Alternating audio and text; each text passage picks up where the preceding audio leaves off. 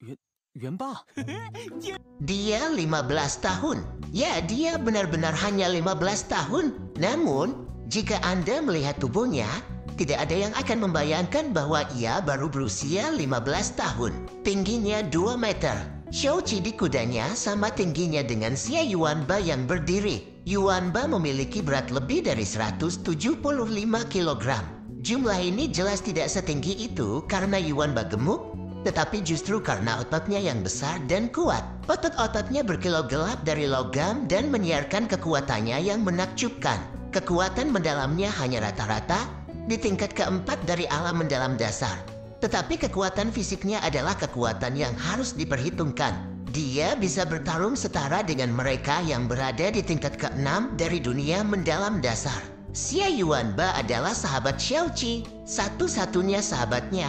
Sejak muda, ia selalu menyebut Xiaoqi sebagai saudara iparnya, dan mereka sering bermain bersama ketika masih anak-anak. Hari-hari sebelum ia berusia 8 tahun, Xia Yuanba sebenarnya adalah anak yang gelap dan kurus. Dia sering diintimidasi, tetapi sejak dia berusia 8 tahun, sepertinya dia makan sesuatu yang salah dan memiliki dorongan pertumbuhan yang sangat besar.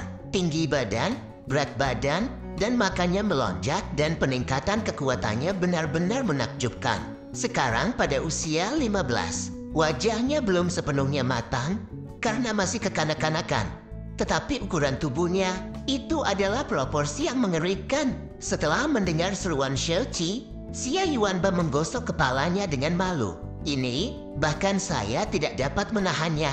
Ayah saya menyuruh melakukan diet setiap hari. Namun, membiarkan diriku kelaparan akan jauh lebih buruk daripada perasaan terbunuh oleh orang lain. Xiaoqi menjadi terdiam.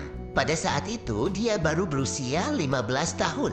Begitu dia menjadi dewasa, dia tidak berani membayangkan itu. Xiaoqi tahu bahwa Xia Yuanba memiliki makan yang besar. Untungnya dia dilahirkan di klan Xia, karena jika dia dilahirkan di keluarga biasa, konsumsinya akan menghilangkan seluruh kekayaan bapaknya.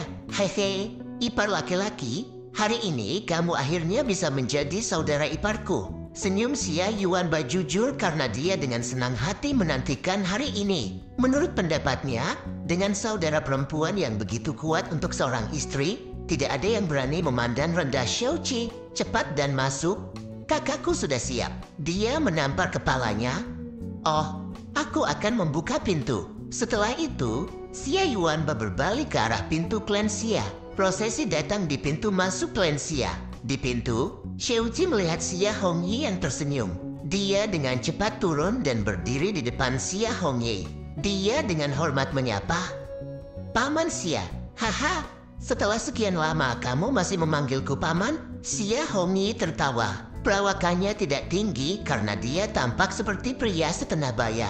Mata Xiuji cerah dan dengan sopan menjawab, "Ayah mertua." Dia selalu menghormati Xia Hongyi karena Hongyi adalah saudara lelaki ayahnya. Sejak usia muda, ia menderita melalui tatapan mencemooh banyak orang. Tetapi Xia Hongyi selalu peduli padanya. Meskipun ia dilahirkan dengan vena mendalam yang cacat, Xia Hongyi tidak pernah melanggar perjanjian yang dibuatnya dengan ayahnya. Perjanjian bahwa Xia Qingyu akan menikahi Xiaoqi begitu dia berusia 16 tahun. Haha, bagus. Xia Hongyi mengangguk. Dia mengulurkan tangannya dan menepuk bahu Xiaoqi. "Mulai hari ini, aku akan memberikan Xia Qingyu padamu, meskipun Anda bukan pahlawan besar. Ayahmu Xiaoying adalah pria yang luar biasa. Menjadi saudara sumpahnya adalah sesuatu yang tidak akan pernah saya sesali dalam hidup ini. Anda adalah putra Xiaoying. Meskipun urat nadi Anda rusak, saya tidak percaya bahwa Anda akan tetap menjadi orang biasa di masa depan. Perlakukan putriku dengan baik. Bagi mereka yang berbicara omong kosong dan dengan niat jahat, persetan mereka semua." Xiaoqi dengan tegas menganggukkan kepalanya perlahan. "Ayah mertua, jangan khawatir. Meskipun orang-orang melihatku dengan jijik sekarang, begitu urat nadiku yang dalam diperbaiki, seekor naga yang tertidur akan terbangun dari jurang maut. Saya akan membuat orang-orang yang memandang rendah saya dan mereka yang berpikir bahwa klan Xia mengambil sampah untuk menantu mereka dengan patuh menutup mulut mereka. Xia Hongyi terkejut. Dia selalu tahu Xiao Qi berpikiran lemah dengan temperamen lembut dan perasaan rendah diri. Ucapan Xiao Qi yang tak kenal takut. Mata yang tajam dan ketenangan membuatnya melihat Xiao Qi dalam cahaya baru, yang sama sekali berbeda dari sikapnya sebelumnya.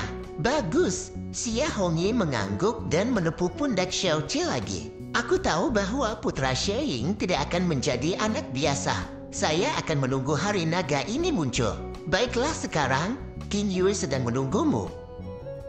Xia Qing Yue muncul di antara dua pengiring pengantin. Dia mengenakan mahkota Phoenix merah di atas kepalanya. Tirai halus dari manik-manik digantung ke bawah menutupi seluruh wajahnya menyembunyikan ekspresinya saat ini. Rambut hitam lembut dan mengkilap jatuh lembut di belakang bahunya. Jubah merah lurusnya didekorasi dengan pola awan. Dan ikat pinggangnya menampilkan pinggangnya yang ramping dengan baik. Di ikat pinggangnya tergantung pesona yang terbuat dari batu giok yang sangat indah, sementara mutiara tergantung di jumbainya, cocok dengan sepatu emasnya. Detail-detail penting ini membuat pakaiannya yang luar biasa bahkan lebih mempesona dari sebelumnya. Xia Qing Yue perlahan datang ke sisi Xiao Qi dalam pelukan pengiring pengantin dan setiap langkah yang dibuatnya ringan dan elegan. Seolah-olah dia berjalan melintasi awan. Xia Qing Yue akhirnya datang ke depan gerbong dan dua pengiring pengantin berjalan pergi membungkuk ke belakang. Sesuai dengan tradisi pernikahan Kekaisaran Angin Biru, pengantin pria akan membawa pengantin wanita ke kursi pengantin. Xiao Qi melangkah maju dan mengulurkan tangan membantu Xia Qing Yue. Xia Qing Yue dengan elegan mengangkat tangannya. Namun ketika Xiao Qi mengambil tangan Xia Qing Yue di telapak tangannya, energi dingin yang menusuk terurai ke tangan Xiao Qi dan seluruh lengan kanannya menegang kesakitan. Sensasi dingin yang menggigit perlahan menghilang ketika Xiao Qi meletakkan lengannya dengan ekspresi acuh tak acuh. Selain kerutan di antara alisnya ketika dinginnya es menghantamnya, dia tidak membuat ekspresi lain atau suara sedikit pun.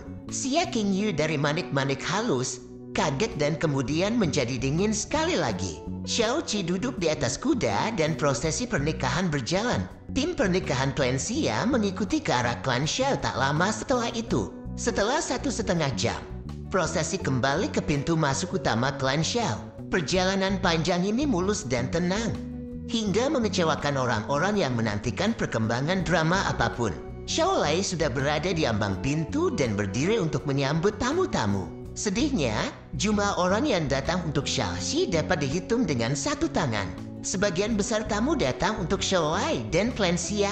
Dengan ketenaran Xiao Lai dan koneksi klan Xia, banyak tamu terlihat. Di luar pintu masuk rumah klan Xiao, orang-orang yang datang untuk melihat acara itu berada di sebelah. Jalan-jalannya begitu penuh, bahkan tetesan air pun tidak bisa melewatinya. Semua orang ini datang untuk pernikahan kecantikan nomor 1. Kereta pengantin Xia Qing Yue perlahan berhenti di tengah kebisingan. Sebuah sudut tirai dibuka ketika pembantunya Xia Dongling dengan lembut berkata, "Nona, kami telah tiba." Setelah itu, sebuah tangan mengulur dan Xia Dongling dengan lembut menurunkan lengannya.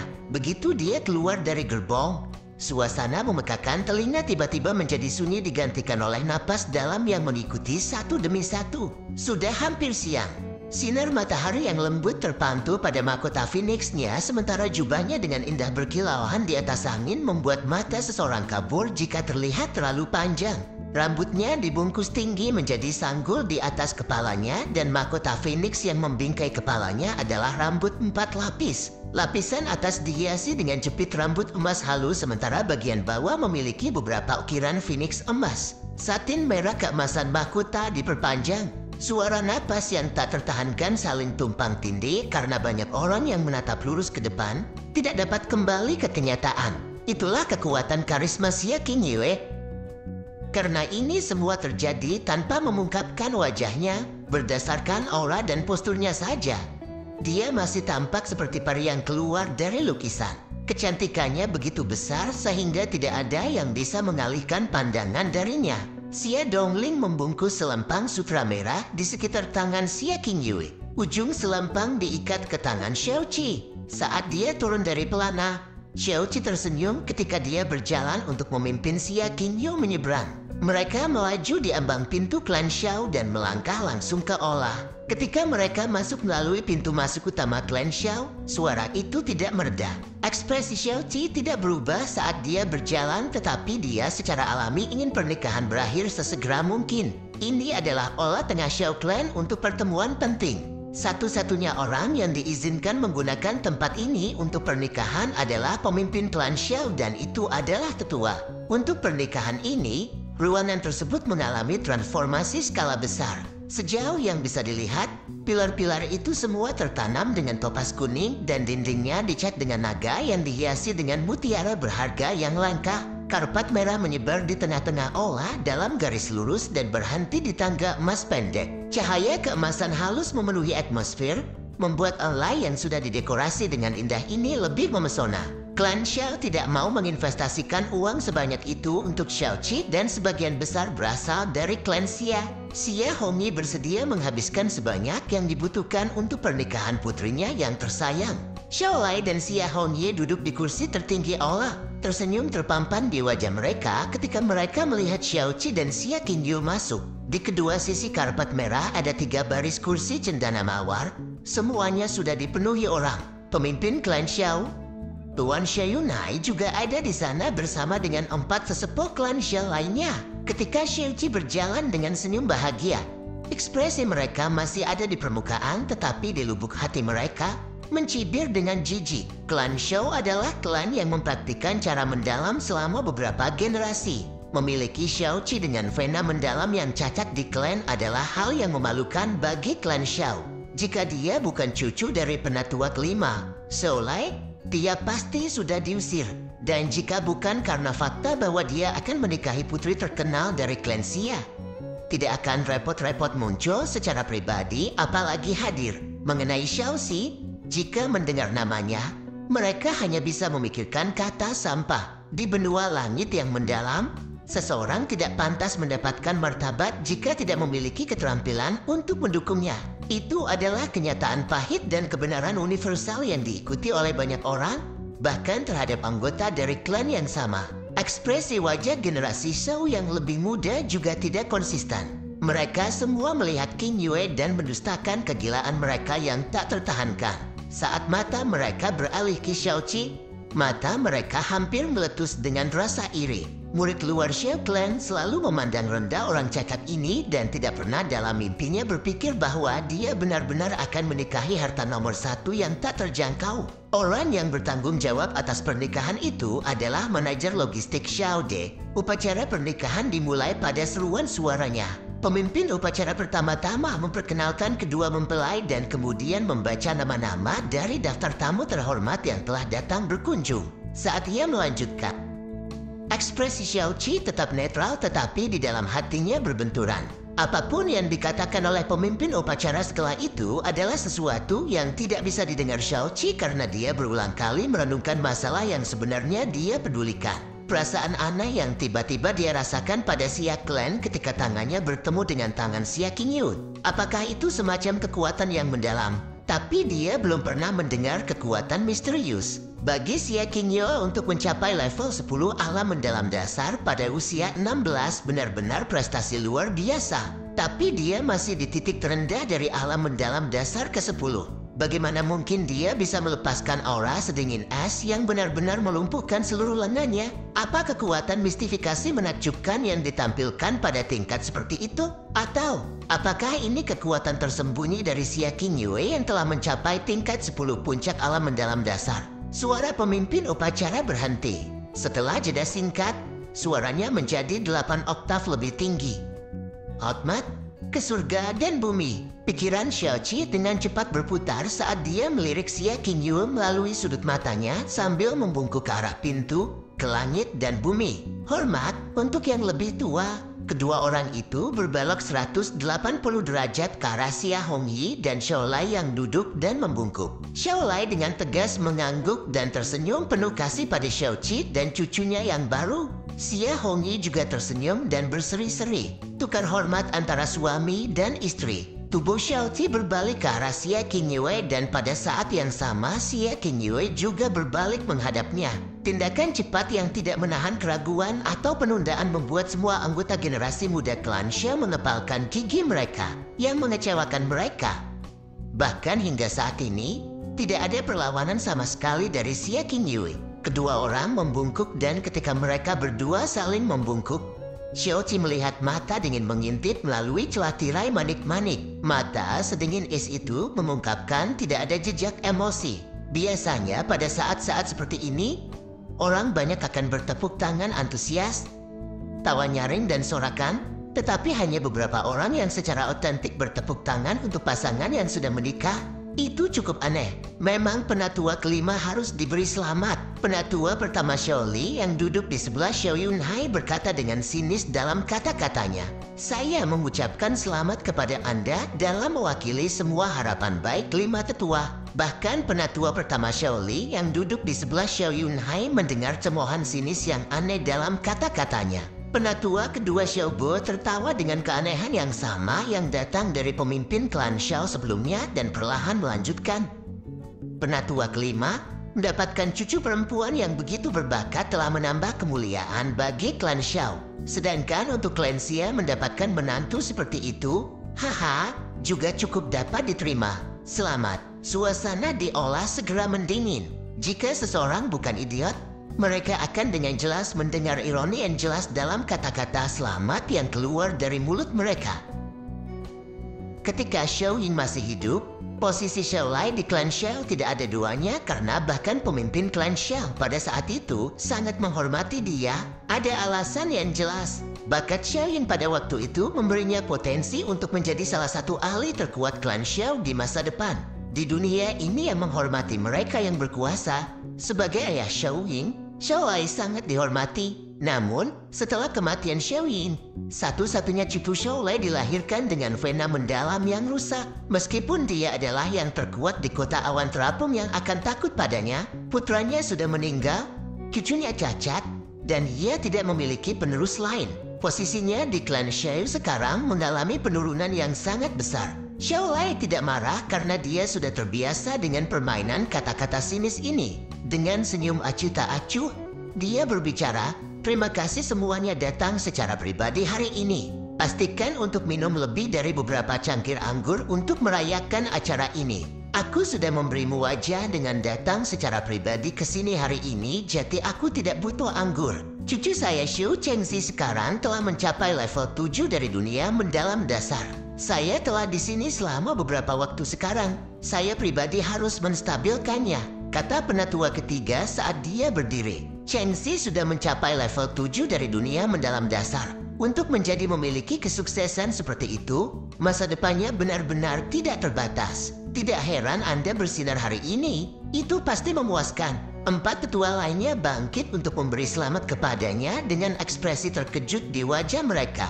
Meskipun disiplin, wajah Xiao Lai memiliki ekspresi kemarahan yang kental. Keempat saudara lelakinya selalu menghujani dia dengan hormat, tetapi sejak kematian Xiao Ying dan konfirmasi dari vena mendalam Xiaoqi yang rusak, sikap mereka berubah menjadi lebih buruk. Pada dasarnya, mereka tidak menunjukkan rasa hormat padanya lagi. Tiba-tiba, suasana yang bisa membuat satu butir keringat bergeser. Pemimpin upacara, Xiao Di, buru-buru mencoba untuk mempercepat proses pernikahan dan berseru dengan suara tinggi yang melengking. "Pengantin wanita, pergi ke kamar pengantin. Kamu terhormat. Silakan pergi ke perjamuan." Di tengah suara gong dan genderang yang riang, pasangan yang banyak menonton selesai ritual dan mulai berjalan menuju halaman kecil Xiaoqi. Kamar pengantin adalah kamar tempat Xiaoqi biasanya tinggal. Semuanya didekorasi dengan warna merah. Karpet di lantai disulam dengan halus dengan naga dan phoenix yang terbang di atas awan. Simbol keberuntungan untuk pernikahan yang bahagia. Ruangan yang penuh sutra merah juga berisi tanda kebahagiaan ganda yang besar dan 2 lilin merah bersinar terang di antara lampu emas. Naga dan phoenix yang terukir pada lilin itu tampak bergoyang dalam cahaya yang berkelap-kelip. Lilin yang berkelap-kelip menyentuh tirai glasir keemasan dan sepertinya memenuhi ruangan dengan warna. Itu terisolasi dari dunia luar dan berkilau sedemikian rupa yang akan membuat mata melembut. Pelayan Xia Qingyue, Xia Dongling, mengantar Xia Qingyu duduk di tempat tidurnya dan kemudian tanpa suara keluar dari ruangan sambil menutup pintu. Ruangan menjadi sunyi dan mereka hanya bisa samar-samar mendengar suara lembut napas. Xia Qingyu duduk di sana dengan tenang, tanpa suara dan tidak bergerak. Xiao Qi tidak mendekatinya, melainkan berdiri di dekat pintu dan menatapnya dengan tatapan gelap di matanya. Kakekmu tidak dihormati selama pernikahanmu sendiri? Kamu pasti benar-benar kesal kan? Suara lembut yang jelas memasuki telinga Xiao Qi dan ekspresinya berubah. Meskipun kata-kata Xia Qingyu menyengat telinganya, dia membuatnya kagum karena dia mengambil inisiatif untuk berbicara dengannya. Xiao Qi melirik ke sampingnya dan dengan ragu-ragu berbicara, "Kamu bisa melepaskan mahkota Phoenix itu sekarang. Benda itu terlalu berat dan jika Anda memakainya terlalu lama, itu akan menjadi tidak nyaman. Menurut tradisi pernikahan dari benua langit yang mendalam, pengantin pria harus melepas mahkota untuk pengantin wanita." Beberapa waktu yang lalu, ketika dia mencoba membantunya turun kereta, dia menyengat tangannya dengan aura dingin misteriusnya. Xiao Qi terlalu takut untuk menyentuhnya lagi. Setelah jeda sedikit, Xia Qingyu mengangkat tangannya dan melepas mahkota Phoenix. Wajah indah yang mempesona muncul dalam pandangan Xiao Qi. Ketika dia mengangkat matanya dan bertemu dengan mata Xiao Qi, dia langsung menjadi terpana. Sepasang mata indah yang tak terlukiskan bertemu dengannya. Seolah-olah esensi dunia tertanam jauh di dalam matanya. Bahkan pelukis paling cemerlang di dunia maupun kata-kata paling berharga pun tidak bisa secara akurat menggambarkan kecantikannya. Kulitnya yang seperti batu giok dan wajahnya yang krem seputih salju di bawah lampu redup di ruangan itu. Bibirnya seperti kelopak bunga paling halus di dunia dan hidungnya adalah batu giok putih paling indah. Reputasi Anda mendahului Anda. Xiao Qi bergumam, mengukurnya dengan matanya yang tak berkedip. Sepasang mata yang indah menatap balik padanya. Jurang gravitasi yang tak berujung menarik perhatian dan pikirannya, membuatnya sulit untuk menggerakkan matanya ke tempat lain. Meskipun ini adalah pernikahan yang diatur sejak mereka lahir, selain dari sesekali dia melihat ketika dia masih muda, ini sebenarnya pertama kalinya dia benar-benar melihat Xia Qingyu sejak usia 10 tahun. Ini karena Xia Qingyu jarang meninggalkan rumahnya. Dia hanya mendengar tentang Xia Qingyu dari desas-desus orang lain dan setelah mendengar bahwa Xia Qingyu tumbuh menjadi kecantikan yang tiada taranya, dia membayangkannya di dalam hatinya. Sosok bayangan di ilusinya memudar saat dia melihat Xia Qingyu menyadari bahwa dia sedang menghadapi kecantikan sejati. Pikat Xia Qingyu berada di luar imajinasinya karena dia tidak bisa menggambarkan keindahan tiada tara ini. Xiao Qi dengan ingatan yang jelas dari dua dunia tidak bisa tidak melupakan pikirannya ketika dihadapkan dengan pemandangan seperti itu. Xia Qingyu disebut sebagai kecantikan nomor 1 di kota awan terapung, tetapi jika ada yang mengatakan bahwa dia adalah kecantikan nomor 1 di kekaisaran angin biru, Xiao Qi tidak akan membantah klaim itu. Dia tidak bisa memikirkan apapun yang akan melampaui tontonan indah ini di depan matanya. Gadis di depan matanya baru berusia 16 tahun. Gadis-gadis pada usia itu belum sepenuhnya berkembang tetapi tidak mungkin untuk membayangkan apa yang akan terjadi pada Xia Qingyu setelah beberapa tahun. Dan kamu bukan seperti rumor atau apa yang aku bayangkan juga. Xia Qingyu bangkit dan lekuk tubuhnya yang menyentuh terlihat saat dia mendekati Xiao Qi. Matanya bersinar seperti air ketika dia sedikit membuka bibirnya. Rumor mengatakan bahwa vena Anda dinonaktifkan sehingga Anda hanya bisa tinggal di tingkat 1 dari dunia mendalam dasar. Karena itu, Anda memiliki fisik yang lemah dan harga diri yang rendah karena Anda hanya tinggal di rumah. Satu-satunya temanmu adalah bibi kecilmu Xiaolingxi dan adik lelakiku Yuanba. Satu-satunya hal di tubuh Anda yang dapat dianggap sebagai keuntungan adalah penampilan Anda. Aura mendalammu tidak hanya lemah dan suram, tetapi vena mendalammu memang cacat. Namun, kepribadian Anda benar-benar berbeda dari apa yang menurut rumor. Xia Qingyu berhenti pada jarak 3 langkah di depan Xiao Qi saat dia menatap lurus ke arah Xiao Qi dengan matanya yang indah. Meskipun kamu sengaja menyembunyikan dan berpura-pura karakter sejati kamu, aku merasakan kesombonganmu sejak aku meletakkan mataku padamu. Anda benar-benar kebalikan dari rumor itu. Sebelumnya di tempat saya membukukan tangan Anda dengan kekuatan mendalam saya. Tetapi reaksi tenang Anda mengejutkan. Jika tangan Anda tidak diam, saya akan ragu bahwa saya gagal menggunakan kekuatan. Di aula pernikahan Anda dan kakak Anda solai didik selama acara yang begitu penting, tetapi sepertinya Anda hanya marah sebentar, lalu kemarahan Anda menghilang. Ekspresi dan detak jantung Anda tidak menunjukkan tanda-tanda fluktuasi abnormal sama sekali. Sulit untuk mencapai kondisi mental itu, bahkan untuk praktisi roh mendalam setengah baya. Ketika kamu melihatku, ada kilatan terobsesi di matamu yang bahkan belum berkurang. Vena mendalammu yang cacat adalah fakta, tetapi kepribadian dan keadaan pikiranmu yang sebenarnya telah membodohi semua orang. Xia Qingyu berbisik saat matanya yang tak terbatas menatap Xiao Qi. Xiao Qi terkejut dengan Xia Qingyu dekat dengannya. Seseorang biasanya akan merasa senang ketika di hadapan parfum aroma wangi bunga, tetapi Xiao Qi tidak bisa oleh itu. Jantungnya benar-benar syak ketika dia balas menatapnya dengan kagum. Memang benar, dia memang orang yang sombong terlepas dari siapa dia, karena saat dia berada di benua Asia, dia adalah salah satu panglima perang di sana. Siapapun yang tinggal di kota awan terapung saat ini tidak setara dengan para panglima perang legendaris pada masanya. Meskipun kekuatannya mengalami penurunan ekstrem, pikirannya tetap sama. Dia tidak sengaja muncul seperti itu, tetapi itu adalah sikap alami dari kehidupan sebelumnya. Namun, ia harus menyembunyikan diri yang sombong karena kekurangan kekuatan dan situasinya saat ini. Apa yang dikatakan Xia Qingyu dengan sempurna menggambarkan kepribadiannya dalam sekali jalan. Dia selalu berpikir bahwa menahannya dengan menghina karena dia adalah harta surgawi dan dia adalah lumpur di lantai yang dibenci orang. Itu adalah pemikiran umum yang khas, tetapi dia tidak pernah menyadari bahwa dia telah mengawasinya selama perjalanan mereka kembali. Xiao Qi tiba-tiba melihat Xia Qingyu.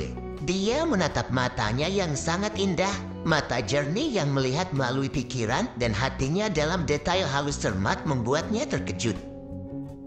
Kamu tahu, Xiao Qi ini dengan dua ingatan pengalaman adalah seseorang yang tidak bisa digerakkan dalam menghadapi semua pahlawan dunia dan bahkan dalam menghadapi kematian. Namun dia sudah melihatnya. Apakah dia benar-benar hanya seorang gadis yang baru berusia 16 tahun? Bagaimana mungkin gadis berusia 16 tahun ini memiliki mata dan pikiran yang luar biasa tajam? Xiao Qi memiliki kecurigaan bahwa mungkin Xia Qingyu seperti dia, seseorang yang berinkarnasi ke dunia ini. Apakah kamu menanggungnya? Xia Qingyu bertanya setelah jeda.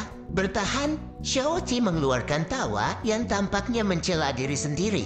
Mungkin kebenaran dari vena mendalamanku yang rusak tidak akan berubah.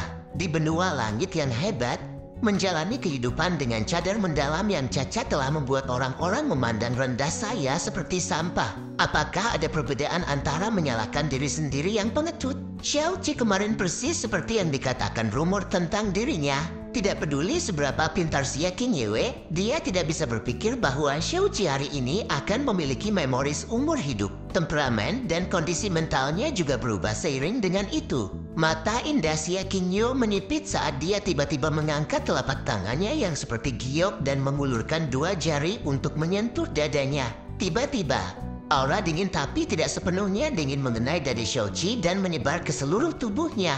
Saat Xiao Qi hendak bertanya apa yang dia lakukan, perasaan dinginnya langsung menghilang dan Xia Qingyu membuka bibirnya yang seperti kelopak bunga yang lembut.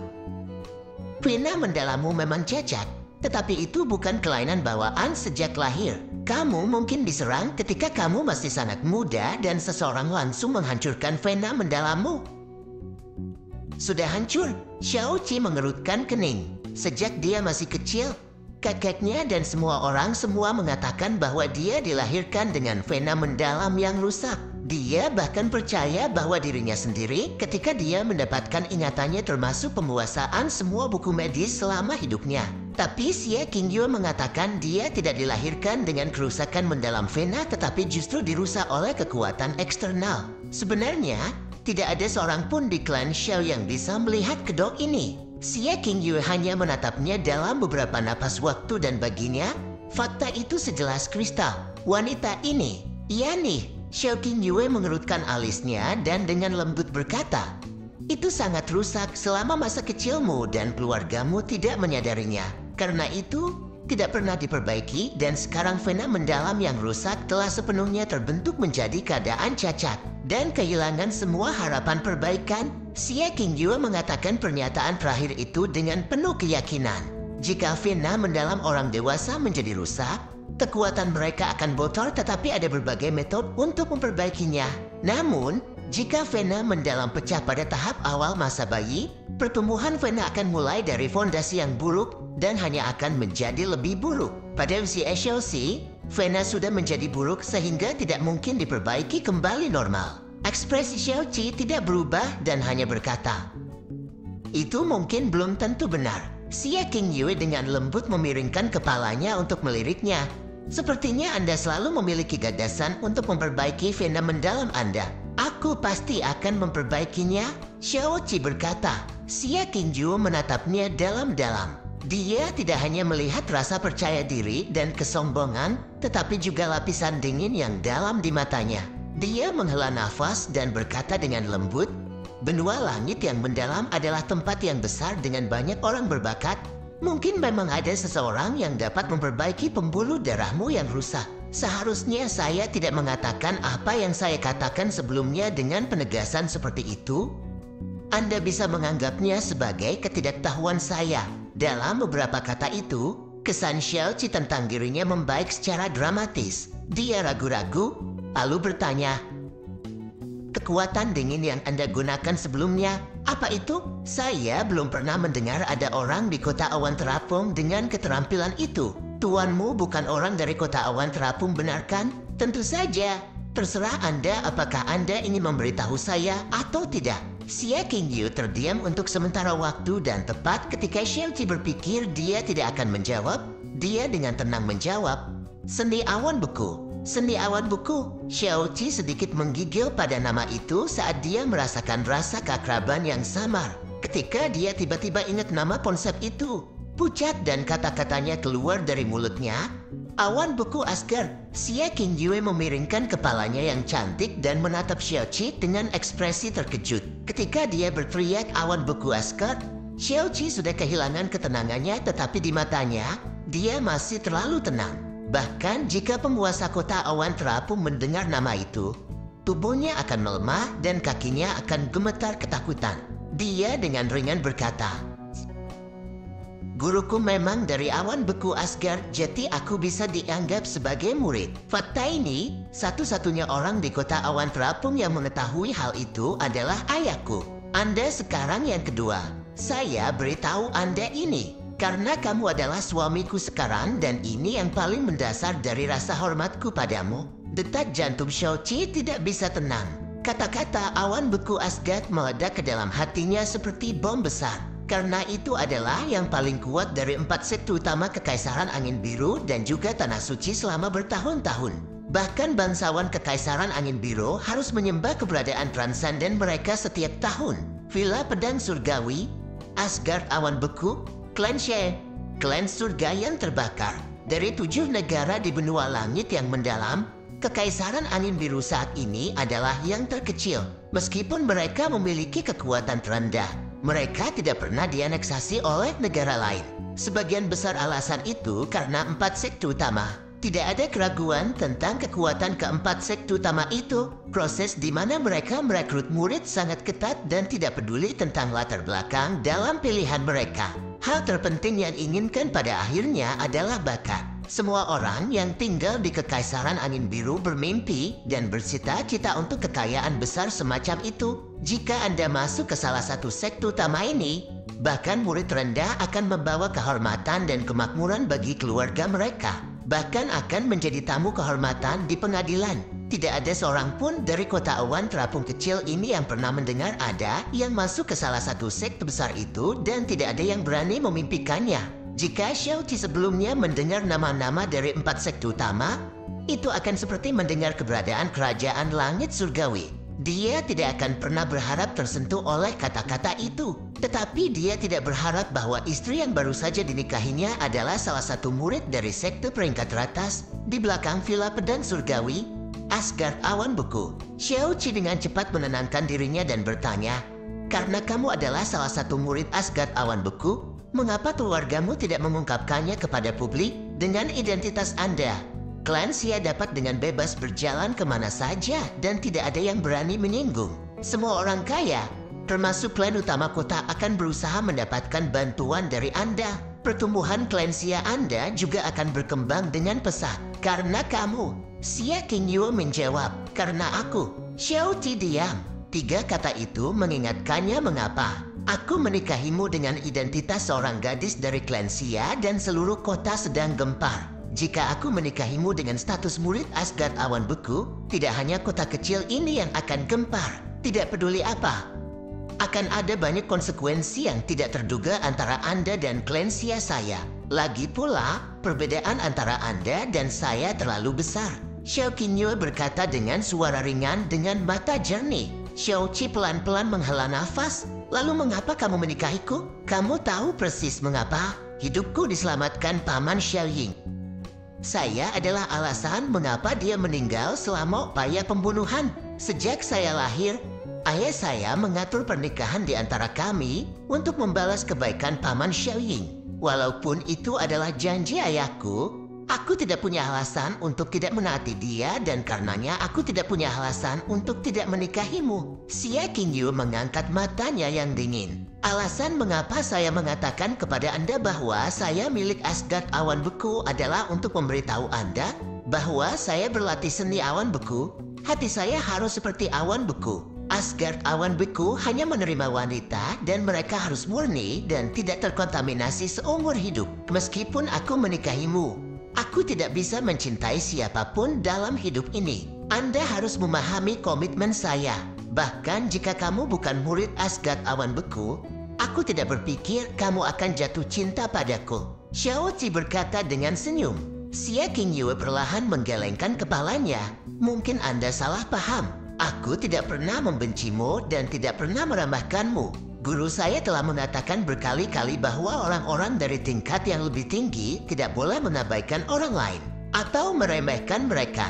Selain itu, saya baru saja mencapai titik awal perjalanan saya ke atas. Benua langit menghormati yang kuat sehingga ada banyak pengobatan di sekitarnya. Hanya karena vena mendalam Anda rusak bukan berarti hidup Anda benar-benar hancur. Jika dia tidak memiliki 2 kehidupan yang bernilai pengalaman dan ingatan, bahkan mungkin tidak bisa mengumpulkan keberanian untuk menatap matanya.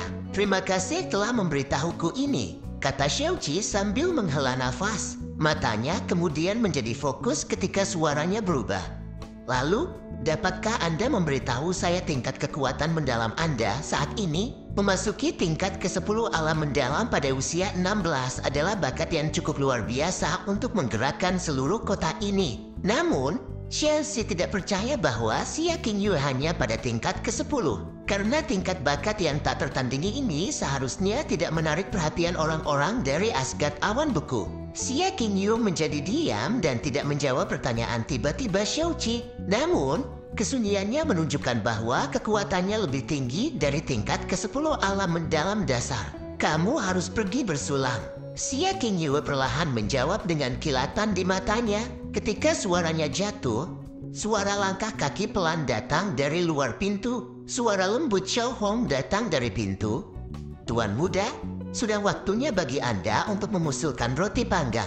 Kakek Hong, aku akan ada di sana. Xiao Qi berjanji. Dengan sekali pandang terakhir pada Xia Qingyu dan setelah menepuk-nepuk pakaiannya dari debu, dia berjalan keluar dari ruangan. Begitu Xiao Qi pergi, aura es yang terang mengelilingi ruangan dan angan-angan putih muncul di depan Xia Qingyu. Xia Qingyu dengan ringan melangkah maju dan berbicara dengan suara lembut dan penuh hormat. Guru, Qingyu, apakah kamu ingin kembali ke Asgard bersamaku? Xia Qingyu dengan lembut menggelengkan kepalanya. Guru, Qingyu bermaksud untuk tinggal sebentar. Jika aku pergi begitu aku menikah, dia akan menderita ejekan yang lebih keras. Saya meminta untuk memberi saya waktu sebulan sehingga saya tidak akan menyakitinya. Wanita berpakaian putih menatapnya. Setelah beberapa saat dia mengangguk perlahan dan tersenyum tipis. Baiklah, ini adalah pertama kalinya dalam ratusan tahun seorang murid diizinkan menikah. Karena sudah menjadi pengecualian. Menunggu selama 1 bulan bukan apa-apa. Terima kasih telah memenuhi permintaan saya. Guru, tubuh Xie Qingyu turun lagi saat dia ragu-ragu berbisik pelan. Guru, apakah benar-benar mustahil untuk memperbaiki vena mendalamnya? Wanita putih menggelengkan kepalanya tanpa penundaan. Tidak ada hal-hal absolut di dunia ini. Tapi setidaknya bagi saya, sepertinya tidak mungkin. King Yue, itu baik bahwa Anda adalah orang yang baik dan berbelas kasih dengan hati yang memberi. Namun, saya benar-benar tidak dapat membantu Anda dengan masalah ini. Xie Qingyu tidak bertanya lagi, karena wanita berjubah putih dengan silsilah tinggi dan status mulia ini yakin bahwa itu tidak mungkin, maka seharusnya tidak ada peluang sekecil mungkin untuk itu. King Yue, aku tahu kamu ingin sekali membayar hutang budi rasa terima kasihmu sejak nyawamu diselamatkan pada usia muda, bahkan sampai menunda kembalinya kamu ke Asgard. Tetapi kamu menikahinya seharusnya sudah cukup untuk membayar kembali kewajiban itu. Ketika Anda kembali, identitas Anda akan terungkap. Meskipun ia mungkin menderita lebih banyak cemoohan setelah kepergian Anda, statusnya menjadi suami dari murid Asgard akan tetap utuh. Setidaknya di kota kecil ini, dengan status bergengsi seperti itu, tidak ada yang berani membuatnya terluka secara fisik, kata wanita berbaju putih dengan nada suara yang menghibur. Xie Qingyu dengan lembut mengangguk. Saya harap begitu. Vena mendalamnya dinonaktifkan dan dia juga tidak memiliki kekuatan lain. Dia tidak akan pernah bisa mencapai prestasi apapun mungkin sepanjang hidupnya. Tapi kamu cantik dan pintar. Bakat dari sifat Anda lahir sekali setiap ratusan tahun. Kalau tidak, kami tidak akan membiarkan Anda melanggar aturan seperti itu dan menikah. Menikahimu adalah kekayaan dan keberuntungan terbesarnya sepanjang hidupnya. Anda mengambil langkah ini sudah cukup adil. Jika ayahnya masih hidup dan cukup pintar, dia akan membatalkan pernikahan ini. Aku harus pergi. Saya akan menjemput Anda sebulan kemudian. Selama periode ini, saya tidak akan pergi jauh. Jika Anda menemukan masalah yang tidak terselesaikan, tuliskan saya surat untuk memberi saya informasi. Saya mengucapkan selamat tinggal pada guru. Dagu wanita berjubah putih itu berbalik. Tiba-tiba, wajah cantik dengan sedikit rasa dingin terlihat. Dia tidak mengenakan make-up karena kulitnya sehalus salju. Wajahnya sangat indah dan sempurna. Dia seperti peri yang naik ke atas nirvana, tidak ternoda oleh siapapun di dunia manusia. Dia membuka jendela dan tubuhnya sedikit bergetar, seolah disertai oleh roh es dingin yang tak terlihat. Dia tampak seolah-olah telah larut tepat di tempat dia dulu berdiri.